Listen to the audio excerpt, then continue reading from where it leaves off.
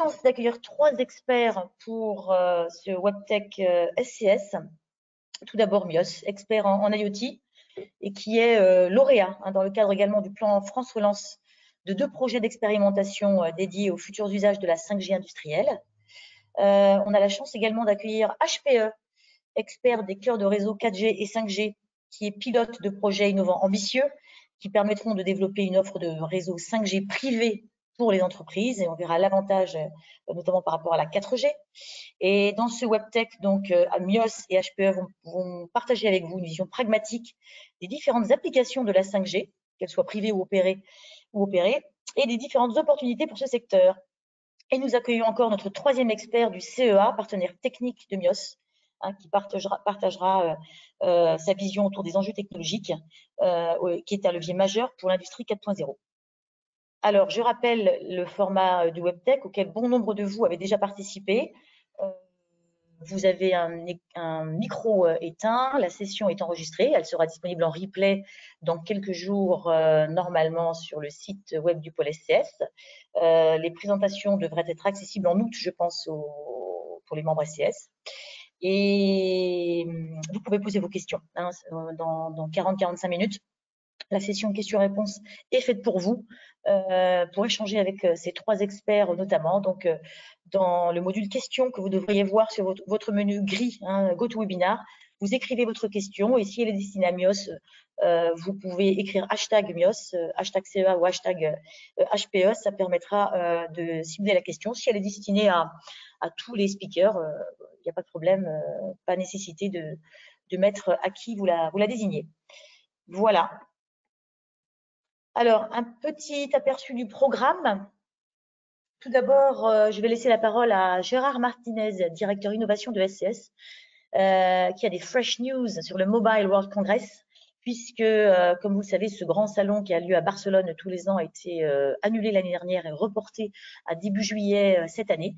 Et il en revient. Nous avons accompagné, je crois, 7 PME au Mobile World Congress cette année. Il a aussi participé à quelques conférences. Donc, il va nous faire un petit aperçu de ce salon et des grandes tendances, et notamment autour de la 5G. Et après, je vous détaillerai l'agenda pour l'heure qui vient. Donc, Gérard. Tous, eh bien, écoutez, bienvenue pour ce webinaire autour de la 5G.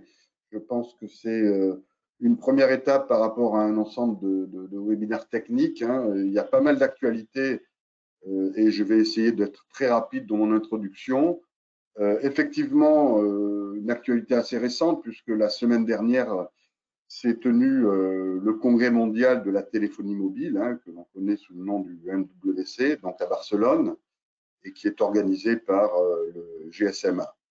Donc là-dessus, un salon qui était en reprise par rapport au contexte que nous avons vécu, qui avait été annulé l'an dernier, et dans un contexte de reprise un petit peu contraint toutefois. Ceci étant, un certain nombre de tendances assez significatives. Donc finalement, un salon qui devient de beaucoup plus B2B que ce que l'on a pu voir par rapport aux années précédentes. Des grands absents quand même, comme Ericsson, Nokia, Samsung, qui n'étaient pas présents, et une présence quand même assez dominante d'acteurs venant d'Asie, comme bien entendu Huawei ou ZTE, mais aussi d'autres qui sont en train de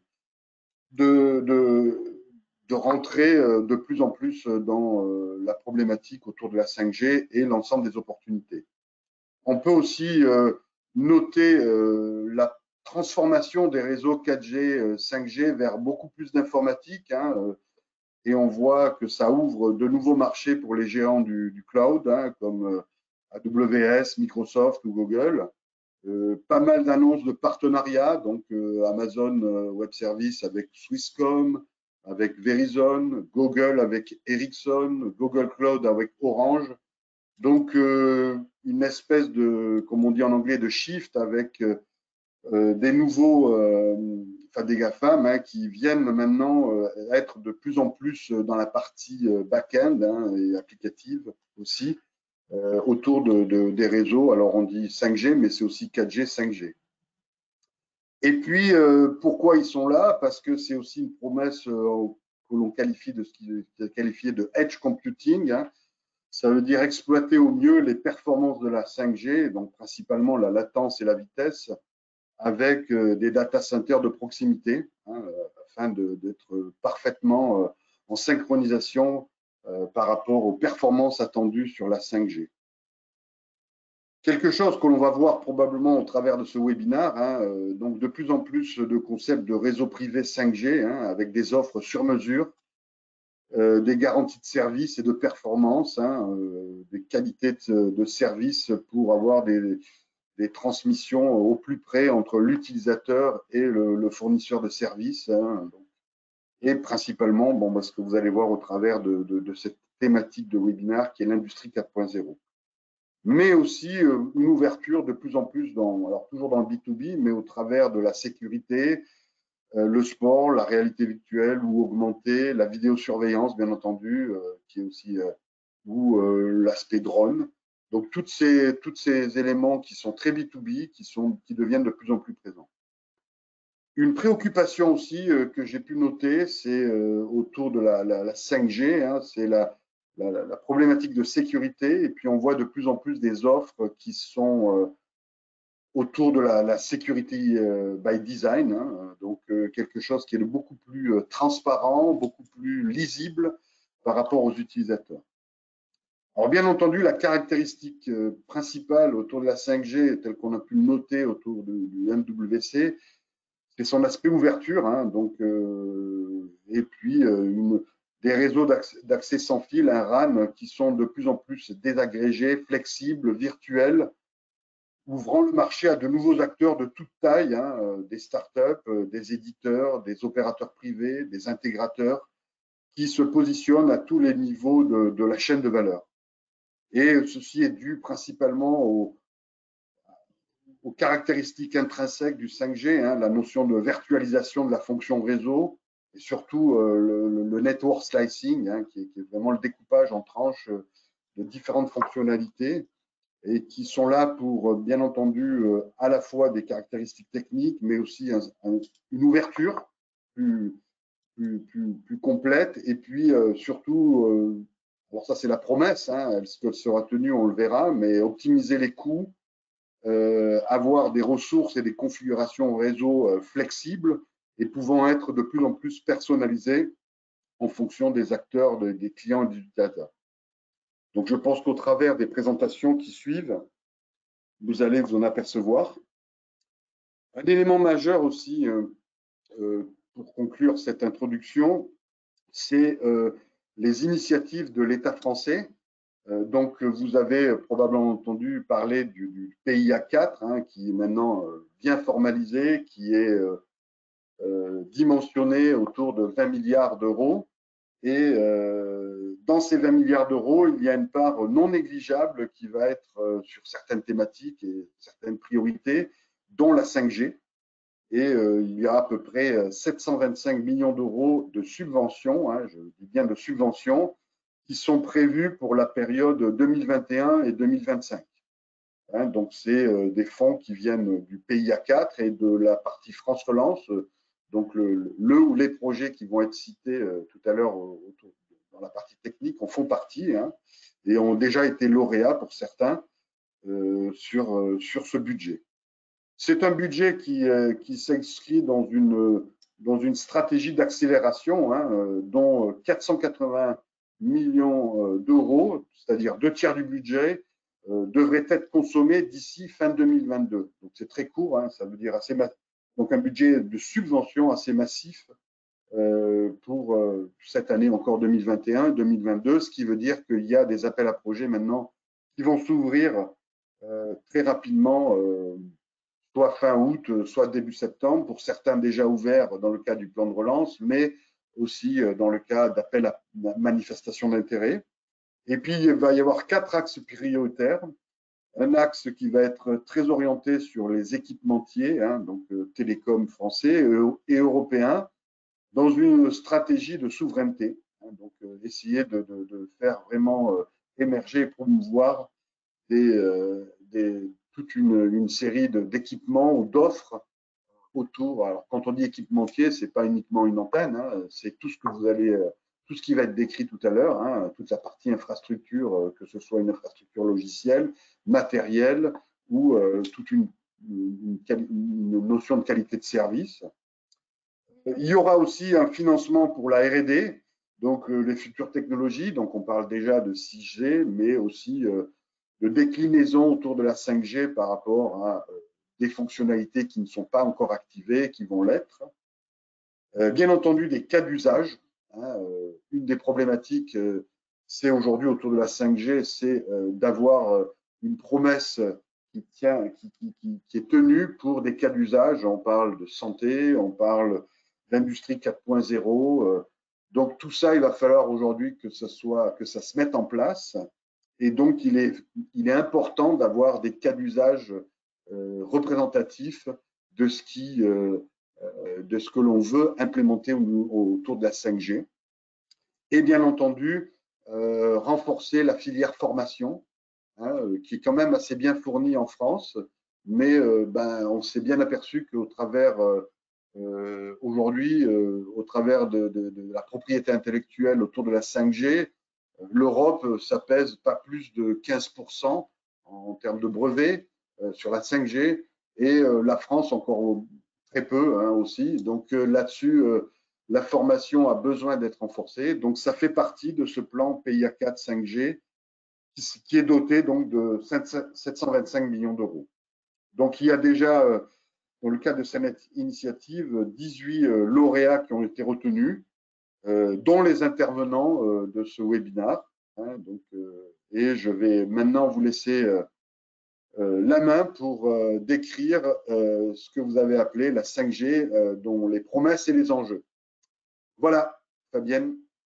Oui, merci beaucoup Gérard pour cette update sur le Mobile World Congress. Alors, je rassure certains participants qui se demandent s'il va y avoir des slides à partager. Oui, hein, c'est simplement l'introduction avec Gérard Martinez, donc directeur innovation de SCS, qui nous faisait un petit update sur d'abord donc le salon à Barcelone où il a passé quelques jours, mais également sur cette annonce très opportune d'ailleurs, annoncée 2-3 jours avant ce WebTech, sur le nouveau plan, une annonce, enfin, sur l'annonce du nouveau budget pour voilà, des projets autour de la 5G et le soutien du gouvernement pour le déploiement de la 5G d'ici à 2025. Donc, merci en tout cas Gérard pour ces détails. Donc si vous avez effectivement des idées de projets, c'est bien opportun de pouvoir solliciter SCS pour vous aider à monter un projet ou trouver des partenaires. Je vais maintenant vous présenter rapidement l'agenda et puis laisser la parole à Stéphanie Richer du CEA.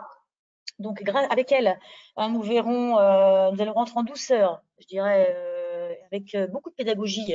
Et tant mieux, hein, c'est bien l'objectif de ces WebTech, hein, de sensibiliser, de vous sensibiliser, vous qui êtes hein, très hétérogène comme connaissance autour des technologies en général, hein, vous sensibiliser à ces technologies innovantes et prometteuses. Et donc, on va mieux comprendre les enjeux technologiques de la 5G, donc grâce à Stéphanie Richer. Ensuite, avec HPE et Stéphane Leletti, nous verrons le réseau 5G privé, notamment qu'est-ce que va changer la 5G par rapport à la 4G et pour quelle application spécifique est-elle opportune dans l'industrie. Ensuite, nous passerons la parole à Ahmed Azouaou de MIOS qui nous présentera un projet justement sélectionné, labellisé par SS et sélectionné dans le budget et dans l'appel à projet France Relance, porté par MIOS avec le CEA et qui va démontrer justement l'intérêt de la technologie 5G pour l'industrie maritime, avec notamment une installation d'une plateforme d'expérimentation 5G au large du grand port maritime de Marseille. Donc, on a un cas d'usage local. Et puis ensuite, on aura aussi une opportunité pour vous, justement, SCS, membres SCS et ses partenaires, avec une nouvelle plateforme d'expérimentation 5G mise à disposition par MIOS hein, pour valider vos prototypes, vos cas d'usage avec vos propres technologies et propres produits. Et puis ensuite, on passera à la session questions-réponses avec plusieurs, bien sûr, les speakers, les experts que je vous ai présentés, mais aussi quelques experts marché de MIOS. Voilà. Donc, je vais passer la parole à Stéphanie. Stéphanie Richer, Partnership Manager donc au CEA Leti. Stéphanie, je vous nomme présentateur. Très bien, merci. Donc, merci au pôle SCS pour l'organisation de ce webinaire et pour cette invitation. Alors, normalement, je partage mes slides. Oui, ça devrait être possible là. Parfait. Juste en mode diaporama et ce sera parfait. Voilà, on bascule. Parfait. Voilà. Très bien. Donc, rapidement, avant de démarrer la présentation, j'ai simplement 2 slides pour vous présenter le CEA et plus particulièrement le CEA Leti. Donc, le CEA Leti fait partie de la grande maison CEA, donc le Commissariat à l'énergie atomique et aux énergies alternatives. Et donc, nous faisons plus particulièrement partie du pôle de recherche technologique du CEA qui a pour mission de transférer des technologies dans le tissu industriel français. Donc, le CEA Leti, c'est un institut de recherche en microélectronique et technologie de l'information qui a été créé il y a un peu plus de 50 ans et qui emploie quasiment 2000 ingénieurs-chercheurs. Donc, nous sommes à l'origine de maintenant quasiment 70 startups, dont certaines sont devenues des PME, voire des ETI en forte croissance, telles que l'INRED sur les imageurs infrarouges, Soitec sur les technologies de wafer ou plus récemment Aledia sur les afficheurs en micro-OLED. Donc, nous disposons de moyens de plateforme uniques en France, que ce soit en termes de salles blanches pour le prototypage de composants ou de moyens de caractérisation tels que des chambres anéchoïdes et des sondeurs émulateurs de canal pour les activités RF qui nous intéressent en 5G. Donc, nous intervenons finalement sur toute la chaîne de la valeur, simplement pour l'illustrer au travers d'exemples liés à la 5G. Nous travaillons au niveau des substrats pour les technologies de wafer permettant la fabrication de composants microélectroniques tels que par exemple des filtres radiofréquences. Et il faut savoir que notamment donc la start-up issue du CEA Leti Soitec connaît une croissance fulgurante avec le décollage de la 5G là, depuis l'année dernière. Donc, il dispose d'un substrat piézoélectrique sur isolant qui amène une forte valeur ajoutée sur les filtres 5G pour les smartphones. Donc, tiré par la demande sur la 5G, Soitec vise un triplement de son chiffre d'affaires en 5 ans et vise de passer donc de 660 millions d'euros à quasiment 2 milliards d'euros. Donc voilà, on voit clairement que l'industrie nationale et européenne a vraiment sa carte à jouer dans cette révolution qu'est la 5G. Nous travaillons aussi au niveau des composants, que ce soit des composants à base de LED, des mémoires, des capteurs et des systèmes de transmission, notamment avec des acteurs tels que ST Microélectronique ou des équipementiers tels que Radial. Enfin, nous développons aussi des fonctions et des algorithmes avec des équipementiers ou des intégrateurs tels que Safran. Et puis, sur la 5G, comme ce sera présenté par Mios, nous les accompagnons sur le développement d'une solution 5G en zone portuaire qui permettra de faire des expérimentations très prochainement.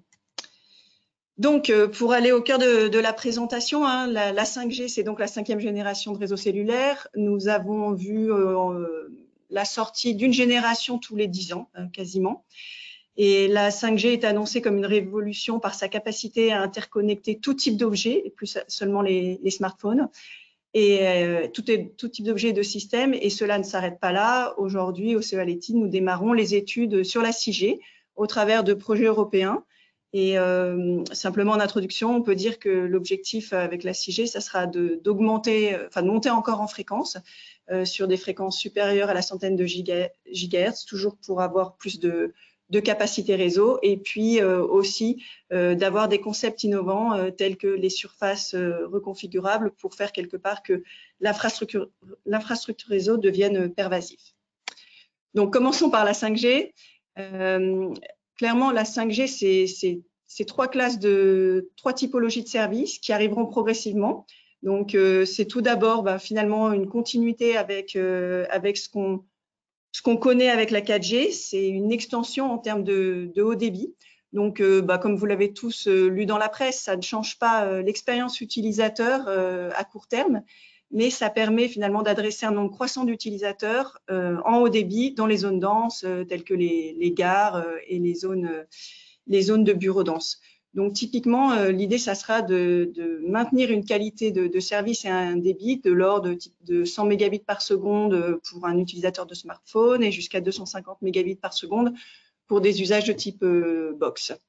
Il faut savoir qu'aujourd'hui, en 4G, dans des zones denses, on peut tomber très rapidement à 40, voire 20 mégabits par seconde.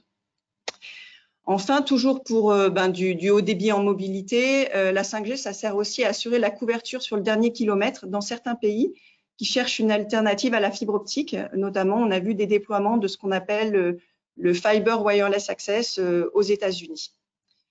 Ensuite, dans un second temps, l'objectif, ce sera donc d'interconnecter les objets. Donc, en France et en Europe, on a été très précurseurs avec les technologies Low Power Wide Area Network de type LoRa Sigfox.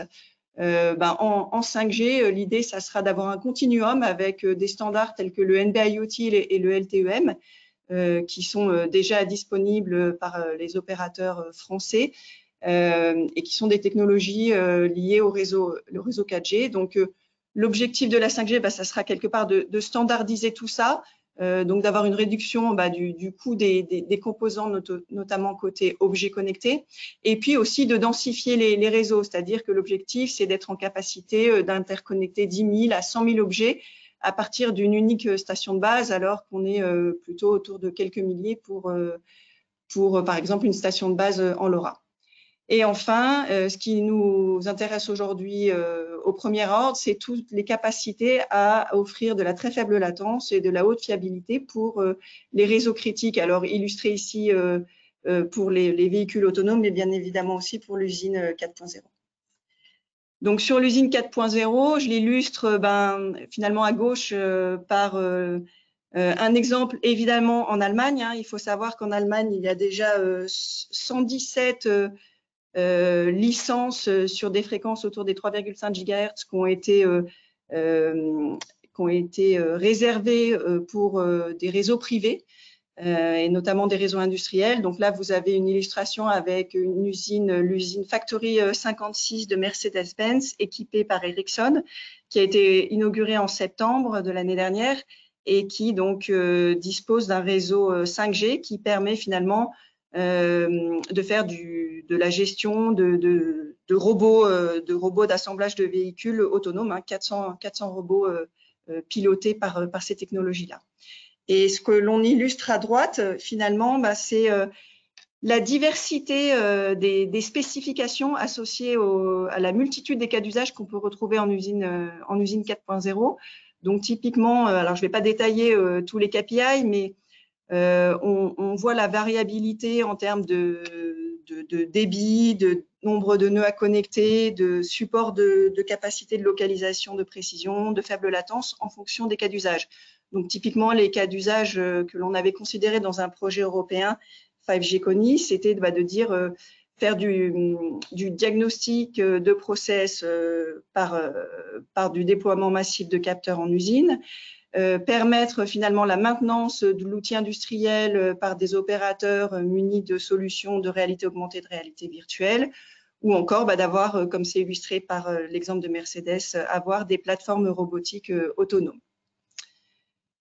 Donc clairement, pour adresser les différentes exigences et finalement l'augmentation de capacité souhaitée, il y a 3 axes en fait d'augmentation. Il y a utiliser plus de spectres, augmenter l'efficacité spectrale et puis densifier les infrastructures, donc notamment le nombre de stations de base. Pas partout, mais là où justement il y a des besoins forts, que ce soit pour du grand public ou de l'industriel. Donc tout d'abord, sur la partie augmentation du spectre disponible, finalement la 5G, donc vous avez tous entendu parler finalement de l'attribution des fréquences à 3,5 GHz en France l'année dernière.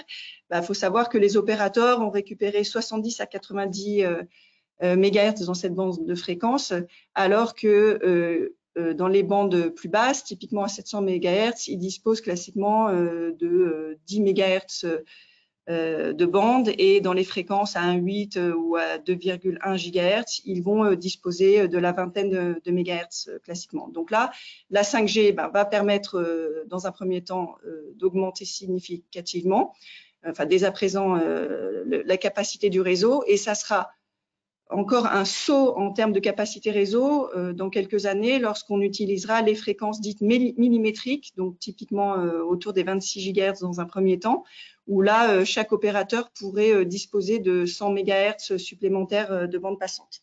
Par contre, bien évidemment, à ces fréquences-là, on a des portées qui sont physiquement moindres et qui nécessitent souvent du line of sight. Donc, où est-ce qu'on en est en termes de déploiement? Donc là, un extrait du 6 juillet du site de l'Observatoire de la NFR. Donc, on a 37 000 points hauts finalement qui ont eu des autorisations de déploiement de la 5G. Par contre, vous l'avez peut-être lu là encore dans la presse, clairement, il y a parfois quelque part des frustrations des utilisateurs parce que pour l'instant, il y a beaucoup de déploiements qui ne sont que des upgrades finalement de stations de base 4G, donc des upgrades logiciels. Et donc typiquement, quand on fait une upgrade à 700 MHz, on ne va pas augmenter la capacité du réseau comme je vous l'ai expliqué. On aura toujours un tuyau de l'ordre de 10 MHz de largeur de bande, donc une capacité limitée à partager entre les utilisateurs. L'autre technologie clé, c'est évidemment l'efficacité spectrale. Donc ça, c'est d'abord par des formes d'ondes plus efficaces. Donc typiquement, je l'illustre ici par les nouvelles formes d'ondes qui sont utilisées dans la 5G, qui permettent finalement de faire du multiservice, c'est-à-dire de faire coexister des transmissions très haut débit avec des transmissions de type Massive IoT et des transmissions dites URLLC. Avec une même forme d'onde, par exemple de type block filter d'OFDM. Donc nous avions fait au LETI des expérimentations de ce type de forme d'onde utilisée en mobilité dès 2017 sous licence d'expérimentation délivrée par l'ARCEP. Une autre technologie clé, ce sont les antennes massivement MIMO, donc multiple in, multiple out, qui quelque part seront essentielles, en particulier lorsqu'on sera aux fréquences millimétriques, puisque quelque part, comme je le disais, la portée est moindre, donc il va falloir avoir des antennes, compenser ça par des antennes à fort gain, et c'est là qu'on parle d'antennes directives qui peuvent même pointer vers certaines zones pour focaliser finalement la capacité sur un ou plusieurs utilisateurs. Donc là-dessus, on a développé au CEA-LETI des prototypes d'antennes à 400 éléments qui permettent donc de faire des antennes fort gain à pointage, et on a démontré sous licence d'expérimentation délivrée par l'ARCEP en 2020 des premières démonstrations de ce type de réseau de transmetteurs. Les autres technologies qui seront aussi évoquées par Stéphane Le-Letty, c'est tout ce qui est quelque part technologie de mobile edge computing et de network slicing. Donc le mobile edge computing, c'est extrêmement important pour le déploiement en usine pour plusieurs raisons. Typiquement pour permettre d'exploiter les données des capteurs, des caméras de vidéosurveillance et autres en local, donc lorsqu'on a besoin de très très faible latence, et puis aussi pour de la sécurité par construction. Et puis, le network slicing, c'est la capacité finalement à mutualiser, à dédier des ressources réseau pour des services, et donc à garantir ainsi une qualité de service. Ça permet aussi d'avoir différentes architectures que je ne vais pas forcément détailler là parce qu'on est limité dans le temps, mais on peut mutualiser des éléments de réseau, des équipements réseau entre l'infrastructure réseau privé et l'infrastructure réseau public. En termes de standardisation, simplement, très rapidement, ce qu'on peut dire, c'est que la 5G, c'est toujours en cours de standardisation. C'est un processus continu, comme ça l'était pour les anciennes générations de réseaux cellulaires. Donc aujourd'hui, la release 16 est standardisée, et les équipes travaillent sur finalement les standards de la release 17. Donc on peut voir aujourd'hui une commercialisation des capacités de la release 16 qui sont notamment très très intéressantes pour tout ce qui est réseau privé, avec support justement de tout ce qui est nécessaire pour les réseaux URLLC.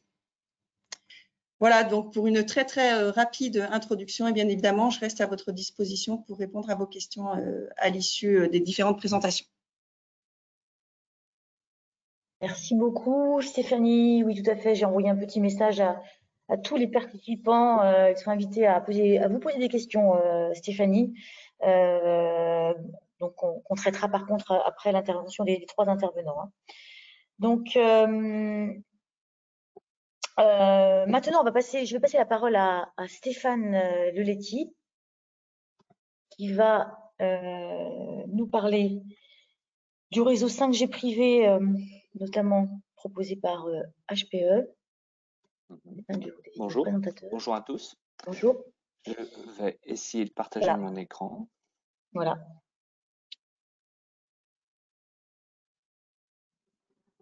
Il va nous expliquer également qu'est-ce que va changer la 5G hein, par rapport à la 4G privée notamment. Voilà, super, on voit très bien. Très bien. Donc, je m'appelle Stéphane Leletti, donc je suis responsable du programme 5G au niveau de la R&D chez HPE. Je suis aussi responsable du programme de ce qu'on appelle l'orchestration, donc ça fera partie de ma présentation. Au niveau 5G, HP se concentre principalement sur le cœur du réseau. Et je travaille avec 150 ingénieurs en France où on développe un cœur de réseau, principalement à Grenoble et Mougins.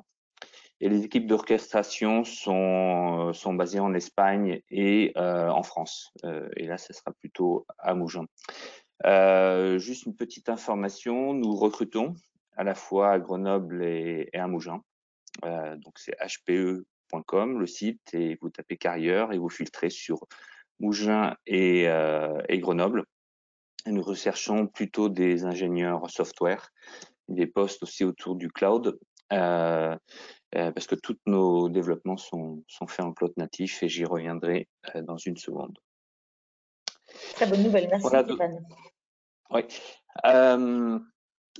Il y a eu pas mal d'introductions en fait sur ce qui est les réseaux 5G, ce qu'apporte le réseau 5G. Il faut savoir aujourd'hui que la 5G est disponible pour les clients des opérateurs télécoms, mais en fait il y a des déploiements radio qui ont été faits au-dessus d'un cœur de réseau 4G. Et il y a extrêmement peu d'opérateurs qui ont déployé en fait un cœur de réseau 5G. Et je vais vous expliquer en fait en quoi consiste un cœur de réseau 5G, ce que ça apporte en plus par rapport au cœur de réseau 5G et aux topologies des réseaux 5G qui sont déployés actuellement. Et les opérateurs donc vont migrer petit à petit leur cœur de réseau 4G vers le cœur de réseau 5G. Donc, ce qui a été dit précédemment, c'est qu'effectivement, le cœur de réseau, donc c'est ce qu'on appelle une service-based architecture, basé sur une technologie service-based architecture. Pour les jeunes seniors comme moi, ils se rappelleront du SOA. C'est à peu près les mêmes concepts, c'est-à-dire qu'en fait, chaque boîte est autonome, communique à travers un bus de données. Soit en point à point, soit en point multipoint, effectivement, et permet de notifier un certain nombre les autres services à travers des notifications, etc. On tourne en cloud natif, donc dans les normes 3GPP, effectivement, il est très très fortement recommandé de faire des développements de microservices en cloud natif et je vais essayer de vous expliquer pourquoi. Ce qui est important aussi au niveau du cœur de réseau, c'est tout ce qui est gestion et opération du réseau. Tout veut se faire de façon automatique. Le réseau a de plus en plus de l'autonomie au niveau du management et des opérations. Il est multitechnologie, c'est-à-dire qu'un cœur de réseau 5G peut intégrer des données de la 4G et de la 3G, d'un radio access 5G et permet aussi d'intégrer en fait des données provenant du Wi-Fi 6.x. Ce qui effectivement et ce qui sera très fortement utile dans les contextes de réseaux privés et de use case en entreprise.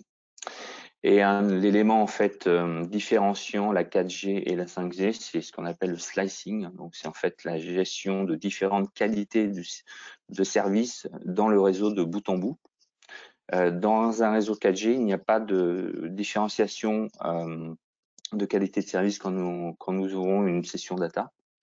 alors que la base de la technologie 5G, quand vous ouvrez une session data, vous devez spécifier à quel slice vous raccrochez. Une slice, c'est ni plus ni moins qu'un certain nombre de KPI de qualité de service, qui sont principalement la latence et le débit.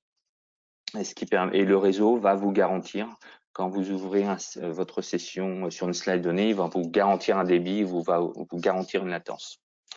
Dans le schéma que vous voyez, effectivement, il y a un élément complémentaire qui est le MEC. Okay. Le MEC permet en fait de court-circuiter le cœur de réseau et d'accéder directement aux plateformes applicatives. Et ce qui permet d'adresser en fait des use cases qui demandent beaucoup de faible latence. Ces technologies sont de plus en plus déployées. Et bon, par exemple, la voiture autonome est un cas assez reconnu où on doit déployer un MEC pour intégrer en fait la plateforme applicative au-dessus pour communiquer avec la voiture avec des débits très faibles. Au niveau des temps de latence, donc en fait globalement, les normes recommandent autour du 1 milliseconde de latence minimum. On n'y est pas encore. Comme la 4G, le déploiement et l'opération a duré une bonne dizaine d'années, on va dire, la 5G, on démarre. Effectivement, on travaille sur, chez HP, on travaille effectivement sur ce type de use case et la technologie évolue graduellement pour accéder à ce type de latence. Je vais me répéter un petit peu ici. Donc en fait, l'élément fédérateur et fondateur de la 5G, c'est le slicing, qui effectivement permet de différencier les services et les classes de services associés. Donc effectivement, on va travailler, on a plutôt, sur la 4G, on avait plutôt une approche infrastructure et boîtes connectées entre elles, et composants connectés entre elles. Sur la 5G, en fait, on va plutôt gérer, avoir une approche use case de bout en bout. Parce qu'effectivement, tout va être gravé par la définition des slices et par la création de sessions utilisateurs à travers les slices. Le multi-access, je ne me répète pas, et cette notion d'open cloud natif, open est très important. La norme, ça, comme la 4G, définit en fait des composants, okay, donc autour d'une service-based architecture. Chaque composant est connecté aux autres composants à travers un message bus, pour simplifier, et toutes les communications intercomposants font partie des normes, sont normées. Okay, donc c'est quand même une différence assez notable par rapport à la 4G. On utilise du HTTP2 sécurisé, bien entendu, et chaque composant sont remplaçables. Okay. Donc ça veut dire que globalement, vous pouvez avoir un composant d'Ericsson, un composant d'HPE, un composant d'Affirm, un composant de Nokia pour composer votre réseau. Notion de share data environment aussi. Donc en fait, on est en cloud natif, donc on a une gestion des données un petit peu particulière parce qu'on doit être capable de déployer le réseau dans un cloud, que ce soit un cloud privé ou public. Et effectivement, donc on va stocker les données du propre réseau en fait dans des conteneurs particuliers qui sont aussi normalisés. Et HPE notamment, on développe en fait deux types de conteneurs, ce qu'on appelle l'UDSF et l'UDR. Et ces données vont être partagées entre les différents composants du réseau. Donc ça, c'est un schéma qui décrit un petit peu. On voyait le scénario de voiture autonome avec une très faible latence. Vous voyez qu'effectivement, le cœur de réseau est décalé au niveau du edge. Okay, alors que dans les autres use cases, le cœur des réseaux est décalé au niveau d'un central cloud.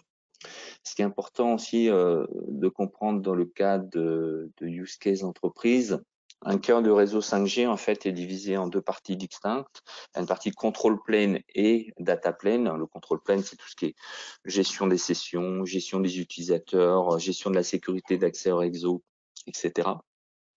Le data plane, c'est toutes les données qui vont passer dans les sessions qu'on aura ouvertes. Dans le contexte de réseau privé et de use case de réseau privé, on peut effectivement avoir des modes hybrides où simplement le data plane du cœur de réseau va être déployé au niveau de l'edge et le reste, donc le control plane du 5G Core sera déployé en central cloud.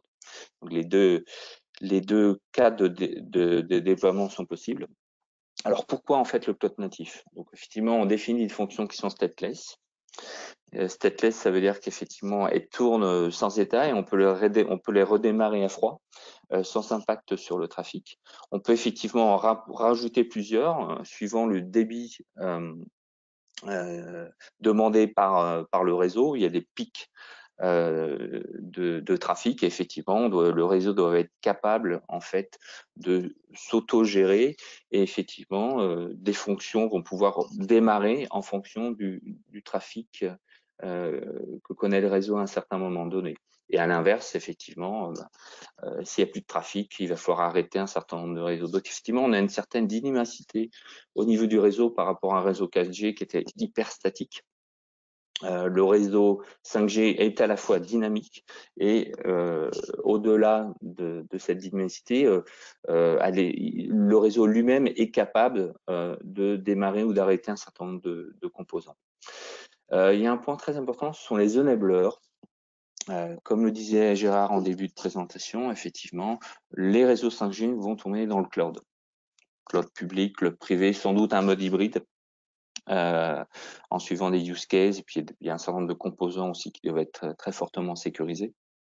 Mais effectivement, on s'aperçoit que un certain nombre d'opérateurs partent sur du réseau pur privé, un certain nombre d'opérateurs, je dis, ont plutôt une stratégie mixte de déploiement sur des réseaux privés et sur des réseaux publics.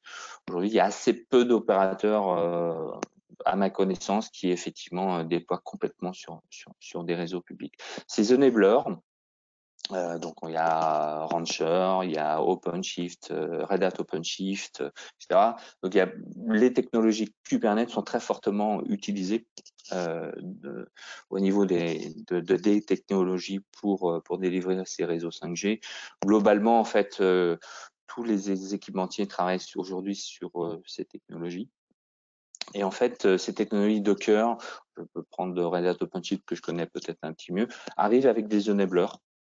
Arrive avec un certain nombre de services prédéfinis pour le démarrage des composants, la surveillance des composants, le redémarrage des composants, l'upgrade des composants et ces fameux use cases de dynamicité dans le réseau, de pouvoir démarrer, arrêter un composant à la volée. Et effectivement, ce niveau passe permet effectivement aussi de se décorréler de l'infrastructure qui est en dessous. Une infrastructure qui peut être virtualisée, une infrastructure qui est à travers un OpenStack par exemple, ou une infrastructure qui est du bare metal, qui est du hardware, je dirais classique, ou une infrastructure qui est un cloud, que ce soit un cloud privé ou un cloud public. Donc cette notion d'automation est très très importante. Le cœur du réseau, ça ressemble à ça. Donc, effectivement, c'est un certain nombre de fonctions déployées. Donc, chez HP à Grenoble et Mougins, on développe un certain nombre de boîtes qui sont sur ce schéma. Il y a une légende associée. Donc, on est en code public, je le répète encore. Bien entendu, chez HP, comme on est quand même un fournisseur hardware, on fait un certain nombre d'optimisation d'infrastructure et j'en parlerai un petit peu après. On fait des tests aussi bout en bout et on gère de l'interopérabilité entre la 4G et la 5G. Okay. Par exemple, la voix également, aujourd'hui sur les use cases sur lesquels on travaille, on va plutôt utiliser service voix 4G. Et on va rester sur de la data pure sur la 5G. Et effectivement, il y a une notion d'interopérabilité entre les réseaux 4G et 5G, par exemple. Un certain nombre de services de ce type. Donc notre solution en fait de réseau cœur complet s'appelle HPE 5G Core Stack. Ok, donc vous voyez en fait les différentes fonctions réseau. UPF, c'est la partie data plane dont je parlais un petit peu avant. Toutes les autres fonctions présentées ici, c'est du control plane. Nous fournissons un environnement pour opérer ce réseau. Ok, opérer ce réseau, ça veut dire quoi? Ça veut dire le déployer, l'upgrader, le configurer. Donc en fait, on a toute une offre associée à ça. Et on a bien sûr une offre pour opérer le réseau, donc monitorer le réseau. Et on utilise notamment des techniques d'intelligence artificielle sur un certain nombre d'use cases. Et en plus de ça, effectivement, on fournit un slice manager. Donc, effectivement, vous déployez vos composants du réseau, ok, et après vous allez configurer des slices, créer des slices dans le réseau avec un certain nombre d'autres paramètres. Et quand un utilisateur va se connecter au réseau, il va se connecter au réseau, il va créer une nouvelle session d'accès au réseau en utilisant une slice particulière qui va lui garantir en fait une qualité de service.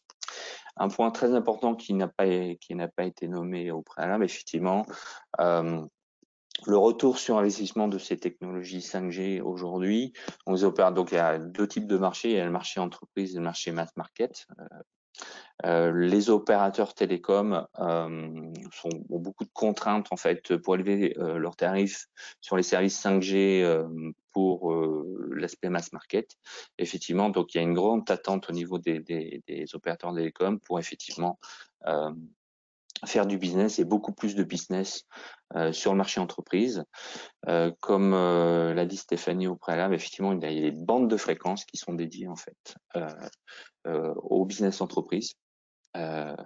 Et ça, c'est très très important. C'est un des différenciateurs par rapport à la 4G. Et effectivement, donc on voit qu'il y a un nouveau marché qui est en train de se créer. Et effectivement, un certain nombre de use cases. Donc c'est un marché qui est très large. Aujourd'hui, on se positionne nous HPE sur deux types de use cases principaux. Les use cases militaires et agences gouvernementales, j'ai un slide 2 là-dessus, et l'industrie 4.0, qui semble être le business le plus prometteur aujourd'hui. Donc l'aspect coût est très important. Les technologies que je vous présente effectivement également permettent de réduire les coûts de façon significative. Pour l'achat en fait de services 5G entreprise ou d'infrastructures entreprise pour une entreprise en fait. Ce sont un certain nombre de différenciateurs que j'ai déjà nommés. Je vais passer assez rapidement ce slide. Donc en fait, HPE, nous sommes un vendeur hardware, je le répète. Donc effectivement, nos technologies sont certifiées en usine. On a effectivement des configurations de baies prédéfinies pour pouvoir en fait déployer nos solutions et réduire en fait le temps de déploiement et effectivement tester nos solutions, les aspects performance, les aspects robustesse, les aspects sécurité, etc. en usine pour effectivement réduire le plus possible les temps de déploiement chez nos clients opérateurs ou chez nos clients entreprises. Juste un petit point, nous avons une offre en fait de consommation à la demande, c'est-à-dire qu'on est capable de déployer un cloud privé. On discute avec vous effectivement des performances ou du trafic que vous utilisez. Donc on size le trafic, on size le hardware en fonction du trafic maximal, mais par contre vous ne paierez que ce que vous aurez consommé. Donc c'est ce qu'on appelle GreenLink.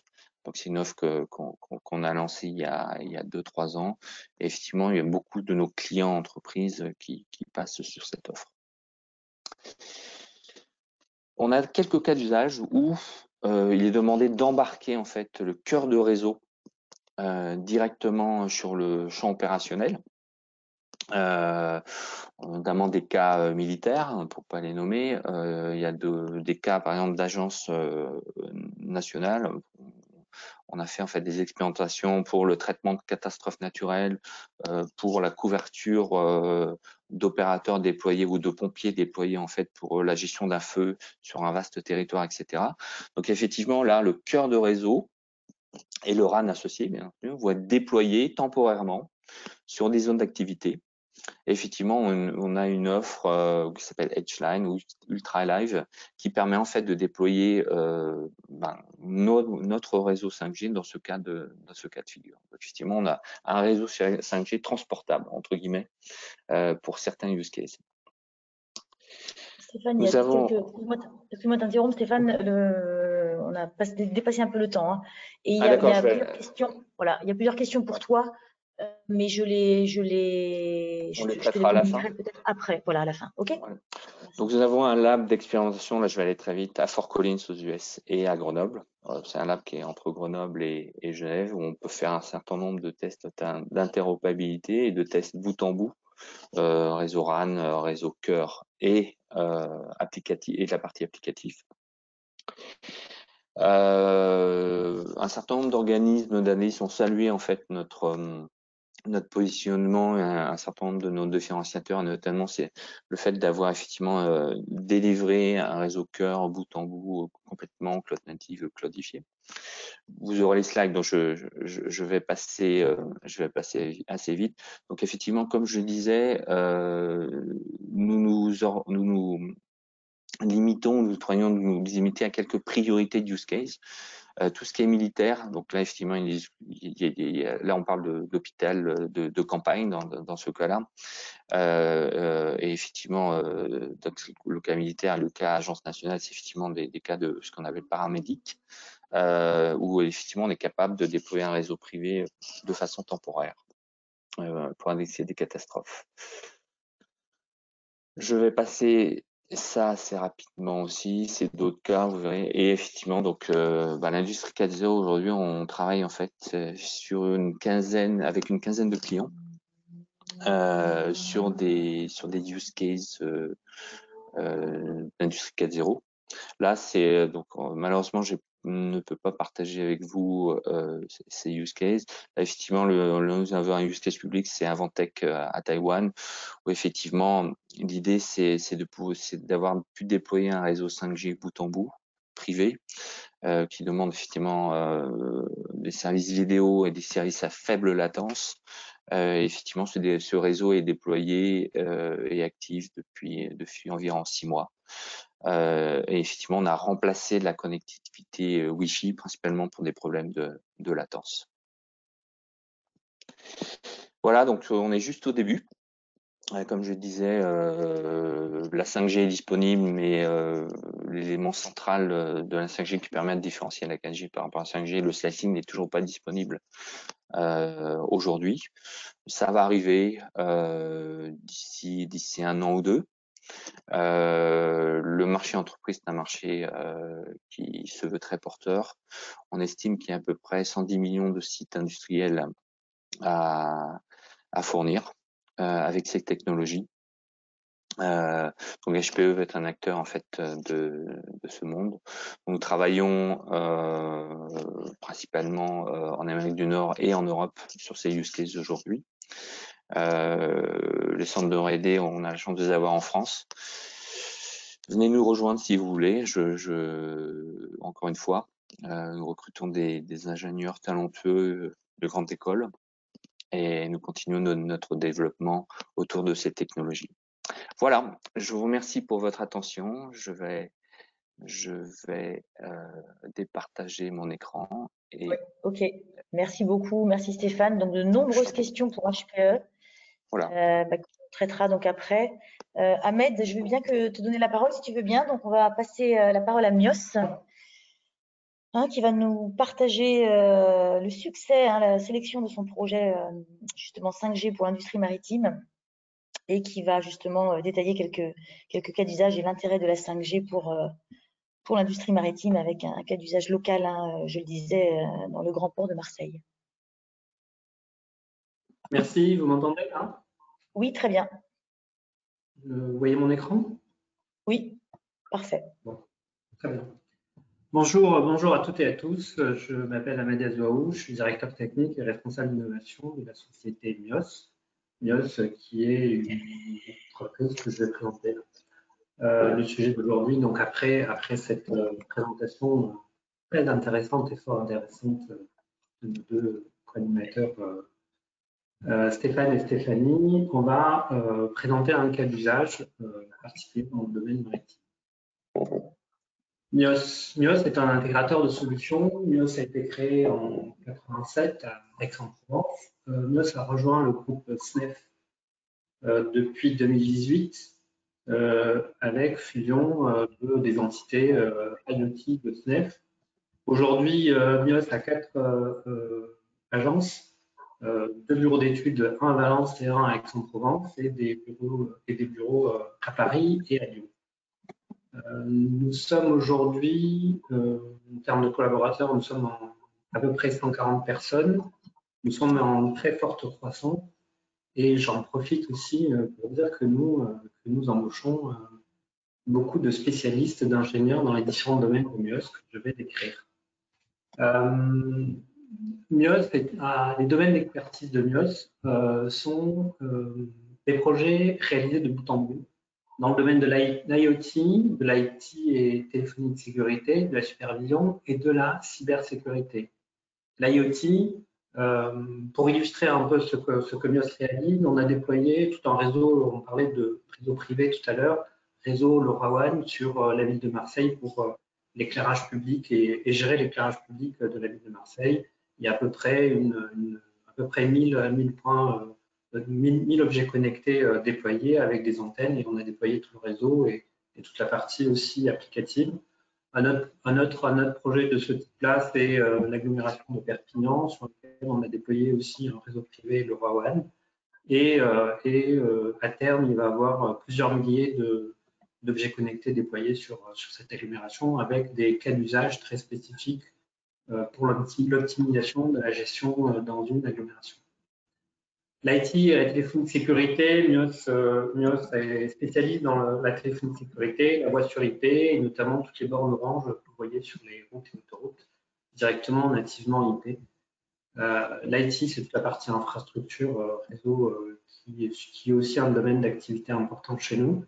La supervision avec des développements dans l'industrie et dans le milieu du parking, qui est aussi une forte activité chez MIOS.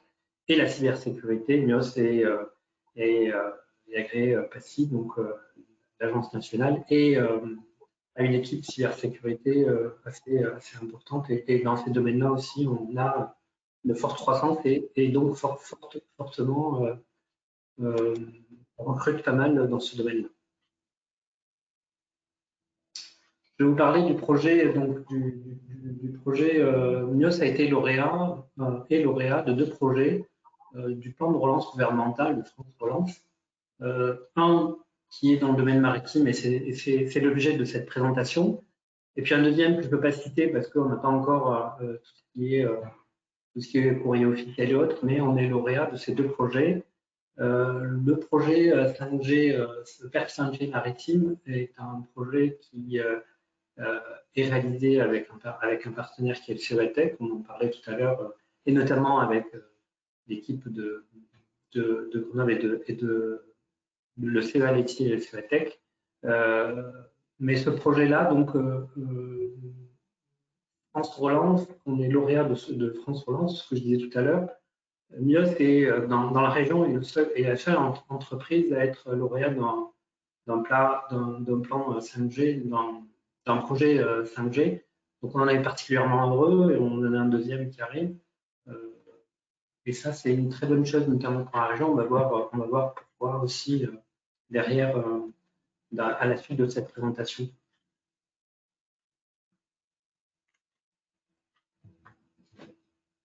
Le projet PERF 5G maritime repose sur le déploiement d'une plateforme 5G privée dans un environnement portuaire. Et là, on n'est pas en labo ou en usine, hein, c'est réellement un déploiement d'antenne sur un cas d'usage particulier, spécifique. Ce déploiement va permettre de réaliser des tests en grandeur réelle autour de cas d'usage 5G pour l'industrie maritime. Hein. C'est une industrie qui est très peu, en tout cas dans nos différentes recherches, très peu ciblée aujourd'hui.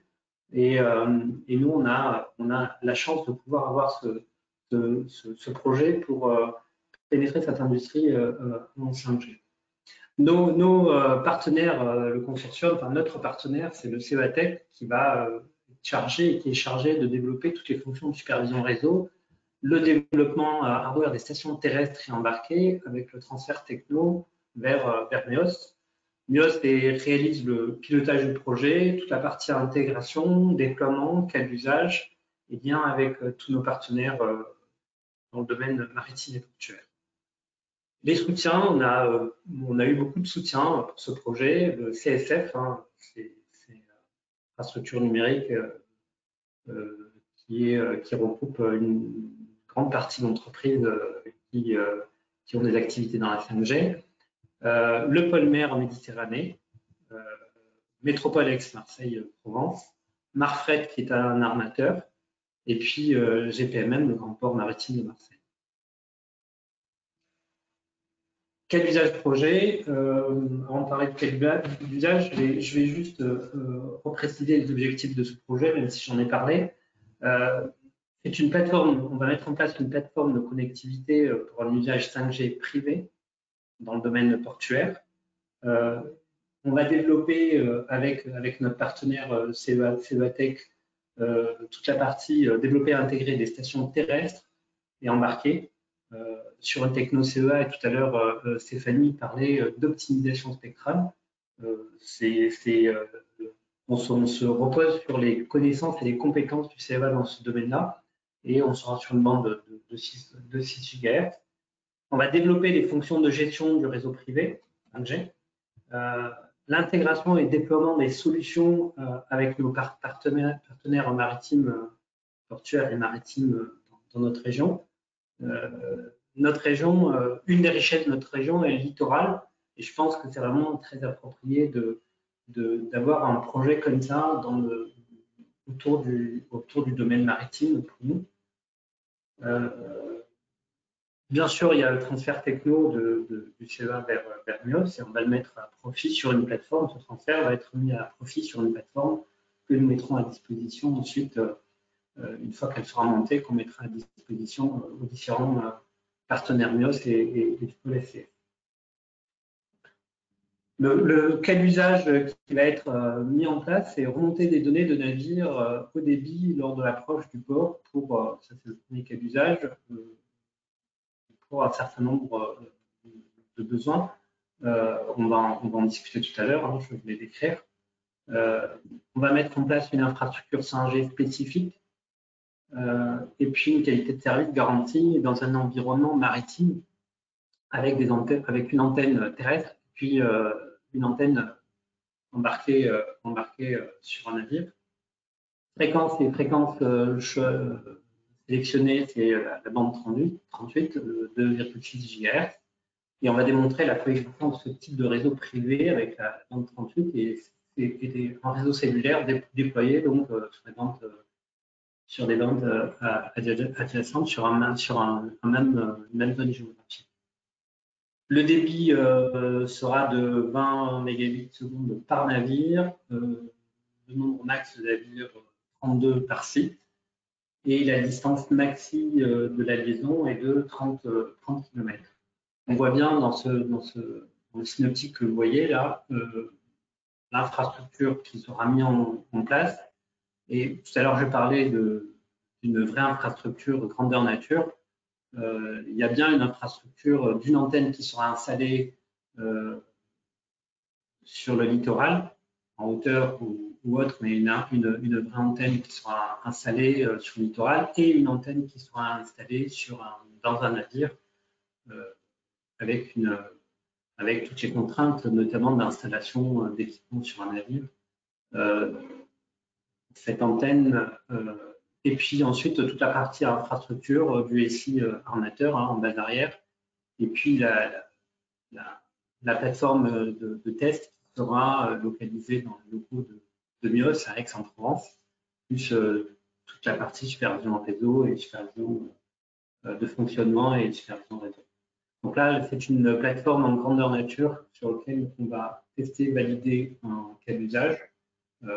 Et ensuite, on aura toute une année sur laquelle cette plateforme sera à disposition pour tester d'autres cas d'usage dans le milieu maritime et bien d'autres domaines. Mais pour l'instant, c'est le milieu maritime. Cas d'usage cible, c'est optimiser les opérations portuaires, donc notamment déchargement haut débit 5G lors de l'approche d'un port. Donc tout à l'heure, on parlait de distance 30 km. C'est-à-dire à partir de 30 km, le navire va pouvoir décharger un ensemble de données, des données qui sont plus sur l'exploitation, notamment de type de marchandises, de supervision, j'allais dire technique aussi, du navire, sur tous ces sujets-là. Le cas d'usage ciblé, c'est avec toutes ces informations à l'approche du navire. Un des cas d'usage, c'est réduction du temps de transit des marchandises avec un objectif de 20%. L'idée, c'est effectivement réduire et donc optimiser la gestion portuaire des navires qui sont en approche et qui viennent amarrer. Et la réduction de l'impact environnemental avec une optimisation des manœuvres des navires en zone portuaire. Ça, c'est un point extrêmement important, notamment, on parle du port de Marseille, notamment pour la ville de Marseille, qui connaît une problématique importante de dégagement d'émissions de CO2 des navires qui restent à quai. Et là, on s'attaque à une vraie problématique. Hein. Actuellement, à Marseille, la problématique, les solutions sont d'électrifier, de mettre des stations électriques en bord de quai. Là, c'est une autre approche qui permet aussi de s'attaquer aussi à cette problématique d'émissions de CO2 du navire en littoral, au bord du littoral et dans la zone portuaire. Et ça, c'est aussi une problématique assez importante, et l'optimisation des manœuvres du navire. C'est réellement, en tout cas, des cas d'usage extrêmement importants dans notre région.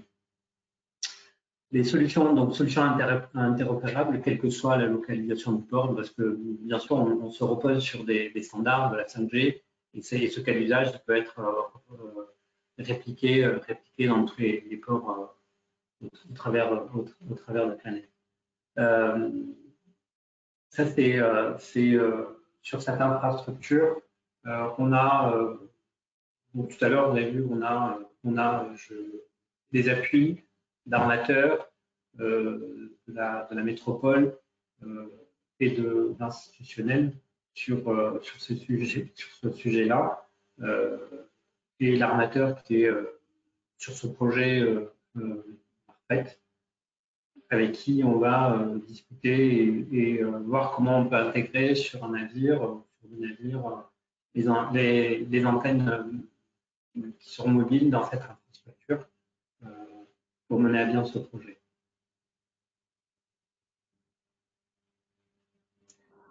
Voilà. Tout à l'heure, je parlais de favoriser, et ce qui était très intéressant en tout cas pour nous et pour notre région, c'est favoriser, on va participer à la favorisation de l'écosystème autour de la 5G dans notre région. L'objectif, c'est développer des cas d'usage autour de la 5G privée et opérer en environnement maritime et portuaire, à bord d'un navire et aussi bord d'un navire naval, mais surtout aussi maritime autour du port et des cas d'usage autour du port. Dynamiser l'écosystème local autour du port 4.0 et industrie 4.0. Je m'arrête juste une minute sur ce sujet. Tout à l'heure, je vous disais qu'on on était lauréat de deux projets sur plan de relance gouvernemental. Celui-ci qui est autour du port et de l'industrie 4.0, et le deuxième sur lequel on aura une plateforme 5G qui sera aussi mise à disposition, qui sera beaucoup plus orientée de l'industrie 4.0, et sur lequel nous allons déployer, tester des cas d'usage autour de la 5G. Celui-ci, Père 5G maritime, qui est plus orienté maritime. Et offrir la possibilité de tester des applications de cas d'usage. Tout à l'heure, Fabienne parlait de ce sujet, hein, évoquer ce sujet. Effectivement, NIOS mettra aussi cette plateforme Père 5G maritime à disposition de cas d'usage de nos partenaires et bien sûr des partenaires du pôle STS. Pôle STS, en tout cas, qui est très très actif dans cette technologie et dans ce domaine d'activité. En tout cas, merci au pôle STS d'avoir organisé ce WebTech. Voilà pour le projet qui est très très intéressant, sur lequel on a tout un domaine, tout un champ de possibles autour du maritime. On a réfléchi à certains cas d'usage, mais je pense qu'au fur et à mesure qu'on va avancer dans le projet commence tout juste, on va découvrir un certain nombre d'autres cas d'usage, que nous allons mettre en œuvre progressivement avec nos partenaires. Je les répète, hein, Marsfret pour la partie armateur, GPMM, donc le port de Marseille, et la métropole sur ce projet. Voilà, donc c'est juste les plateformes de test. On repositionne là deux cœurs de réseau, ou plutôt fonction réseau, à Aix-en-Provence et à Valence autour de la 5G. La 5G qui est un axe stratégique pour nous, hein, un nouvel axe stratégique pour nous, autour de la 5G en milieu privé, en réseau privé, je veux dire, pour de l'industrie et dans le domaine du maritime. Merci en tout cas de votre présence. Merci beaucoup Ahmed. Je vais maintenant vous demander aux 3 speakers principaux d'allumer votre caméra. On va passer aux questions, si vous le voulez bien. Alors, peut-être une première question avec Ahmed, hein, puisque tu es connecté. Oui. À moins que Stéphane soit aussi là, mais bon, après, une première question. Alors, comment faites-vous dans l'expérimentation maritime sur les bandes de fréquence? Elle est un peu longue, cette question. En effet, en France, c'est la bande 38, mais les navires en général naviguent dans plusieurs pays. Cela signifie-t-il, du point de vue client, qu'il faudra un terminal par pays, puisque tous les terminaux ne supportent pas toutes les bandes? Et comment faites-vous pour les cartes SIM? Alors peut-être qu'elle s'adresse également à Stéphanie du CEA. Je vous laisse. Je vais commencer à répondre. Je laisserai Stéphanie finir. Tu veux bien, Stéphanie? Bien. Super. Voilà. Il s'agit là, pour l'instant, d'expérimentation autour de la 5G en milieu maritime. Effectivement, je comprends la projection qui est faite. On est sur un développement de toute la partie RAN qui est réalisée par le CEA Leti. Effectivement, c'est des questions qu'il va falloir qu'on se pose, mais aujourd'hui, bien évidemment, monter un projet de cette envergure sur du réel, il faut avoir des autorisations d'émission, il faut avoir toutes les autorisations nécessaires. C'est la bande qui nous a été allouée lorsqu'on a monté le projet. Je pense que ces questions viendront lors de l'expérimentation et on y va un pas après l'autre. Effectivement, nous, ce qu'on souhaite montrer, c'est la faisabilité du cas d'usage, de montrer qu'il y a une réelle opportunité sur la 5G dans le milieu maritime.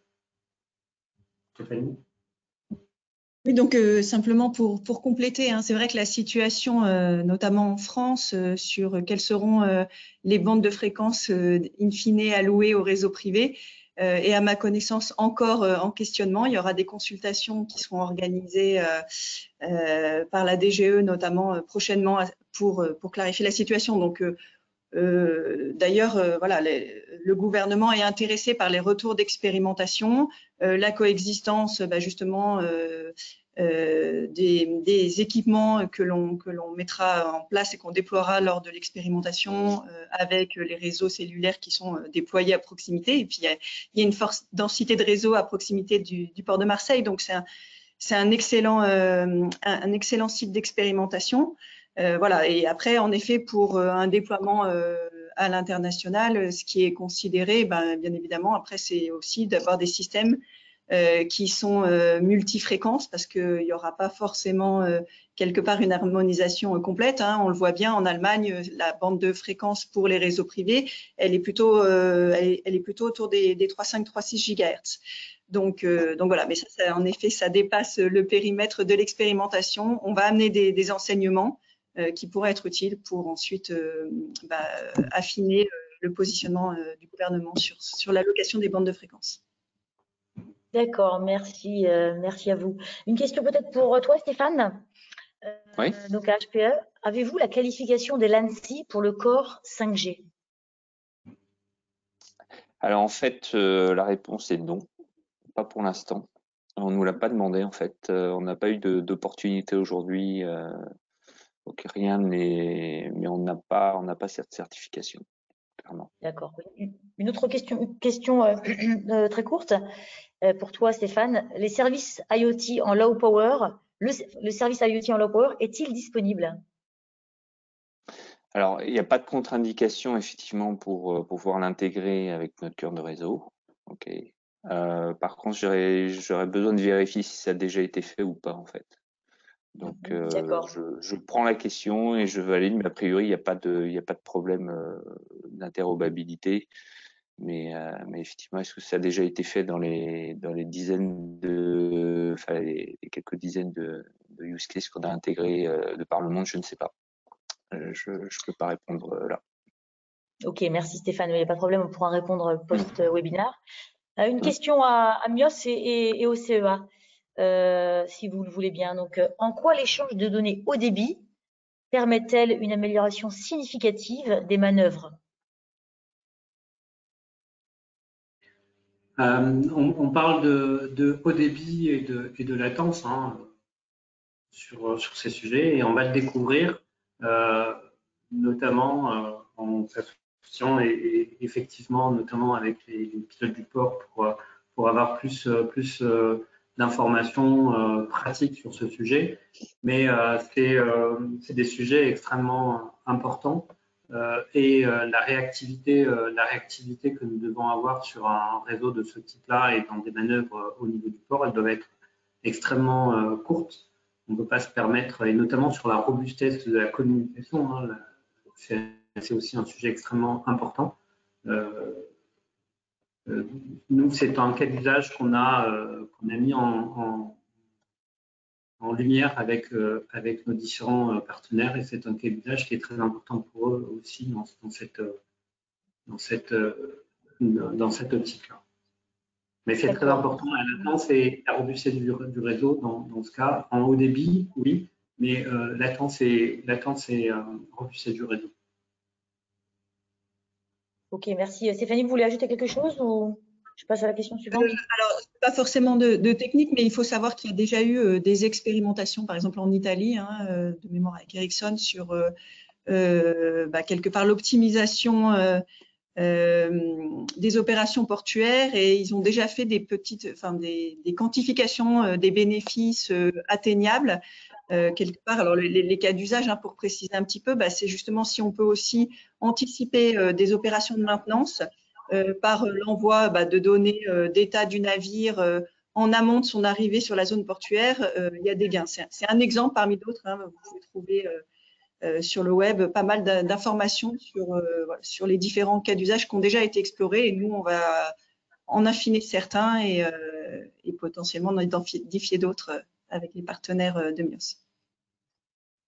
D'accord, du coup je rebondis sur une question pour vous deux également.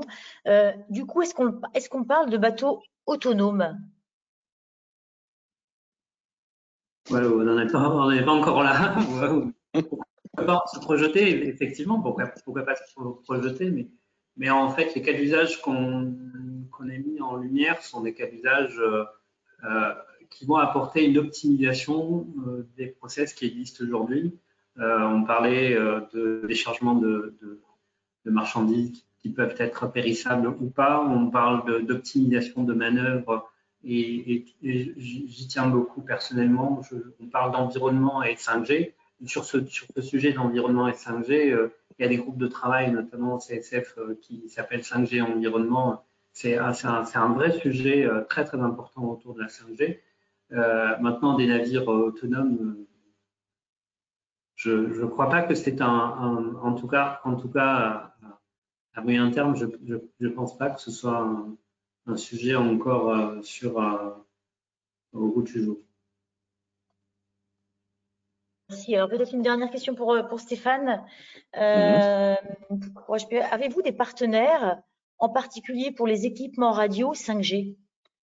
Alors en fait, aujourd'hui, nous on se concentre uniquement sur le corps pour l'instant. On certifie des partenaires radio, si vous voulez, mais nous revendons pas des équipements radio. Donc effectivement, on a fait une certification avec, on est à 4-5 équipementiers radio aujourd'hui. On certifie que notre corps de réseau s'interope, enfin a une bonne interopérabilité avec les vendeurs de radio. Par contre, nous n'avons pas une offre complète radio et cœur de réseau. On se focalise uniquement sur le cœur de réseau. On travaille avec des partenaires intégrateurs qui, eux, effectivement, ont des offres bout en bout.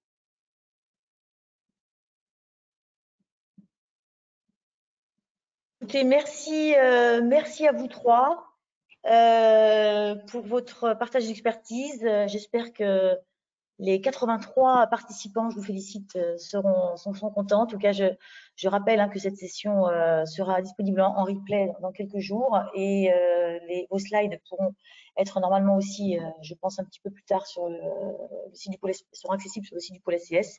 Je voulais juste vous mentionner que le prochain WebTech sera également avec MIOS. On fait beaucoup de choses avec MIOS en ce moment. Il aura lieu le 14 septembre, une petite trêve estivale.